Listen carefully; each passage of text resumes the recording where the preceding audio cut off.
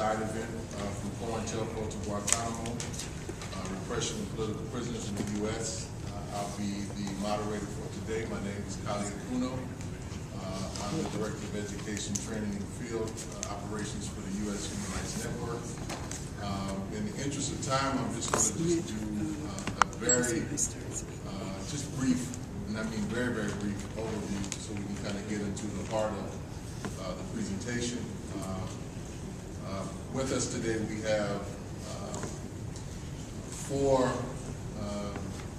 community activists and organizers who have been and are on the front lines of struggle in the United States for social justice and social transformation. We have Richard Brown with the Committee for the Defense of Human Rights in the San Francisco 8. We have Afia Wangaza with the Center for Self-Determination, Malcolm X Center for Self-Determination in Greenville, South Carolina. Salvador Reza with us from Arizona, and Nehal, who's here with us from CCR, the Center for Constitutional Rights. So this issue, and again, remember, I'm going very briefly because we're covering what is in effect 50 years of history, but we're dealing with an orientation by the United States government, which is really kind of rooted in its founding as a settler colonial project, which has always been, from its inception, rooted in profit maximization, for lack of a better term, and finding ways to deal with any and all populations and social movements that pose an alternative way of being and an alternative political vision and social orientation that have led to these repressive policies, repressive tactics, and repressive order. And we're going to be going over that, starting with a general overview of COINTELPRO. For those who may not know, COINTELPRO is shorthand for the FBI's counterintelligence program.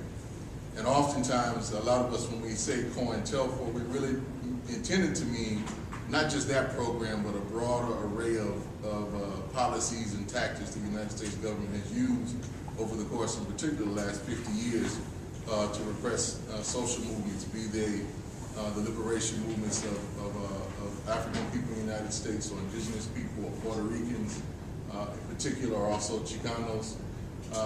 But there's also repression that's been against communist and socialist movements within the United States, the so-called Red Scares, and here more recently against environmental activists, which we'll get into, but also increasingly against Arab and Muslim populations and other Southeast Asian populations within the United States. So we're going to be taking a look at that, but to start us off, which really give us an orientation around COINTELPRO, I'm going to turn it over to Afia Wangaza. Thank you. Thank you, colleague.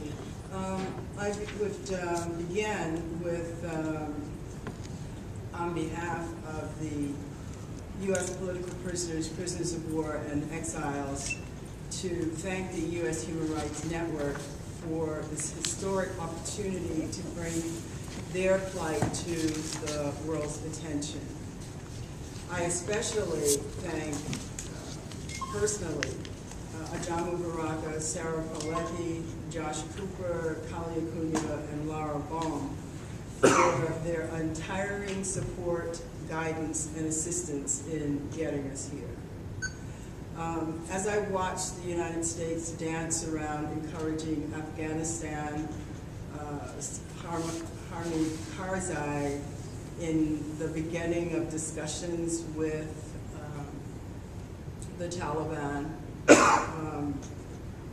congratulating the new president of Brazil, a former freedom fighter and political prisoner, and think about the talks of my day, the Vietnam War, and think about the fact that Barack Obama, like other organizations, applaud and indeed celebrate Nelson Mandela, whom in the day of his liberation activities was viewed as a criminal, was isolated,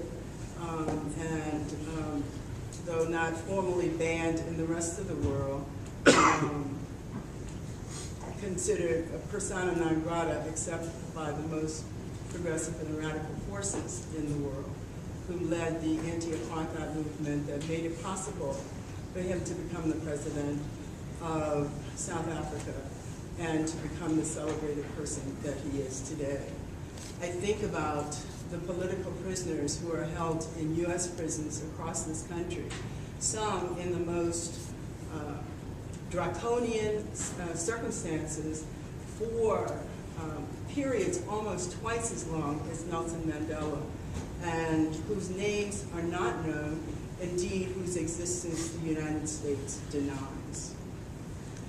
Kali says that we are attempting to cover a period of 50 years, but actually we're covering a period of more than 500 years, because the U.S. government's COINTELPRO assault on black and radical political organizations and activists was just, in the 60s, was just frankly an episode. It was in fact a part of the continuity of oppression stretching from the European invasion of the Americas and the kidnap and enslavement of Africans. That struggle continues to this very day. The U.S. regimes that have existed from its inception are always prepared to deploy COINTELPRO-like repression whenever popular movements threaten the established order. While recent years mark key anniversaries in U.S. political and social history, Public Accommodations Act, voting rights, school desegregation, civil rights, and anti-war protest, these landmarks are to be celebrated. However, the protection and advancement of civil and human rights have declined amidst the celebration of these landmark years. The current environment tends to be little more than a cover for law enforcement, which has grown increasingly more repressive and hostile to the U.S. Constitution's First, Fourth, 13th, 14th, and 15th Amendments, in addition to its international obligations. Indeed, it is at this point the discussions about amending the 14th Amendment, which provides that any person born in the United States should not be, it currently provides that any person born in the United States is a citizen. The conversation is to modify that to prevent so-called anchor babies, which is code for immigrants of color being born in the United States, that they be denied citizenship, and you'll hear more about that in the course of this discussion.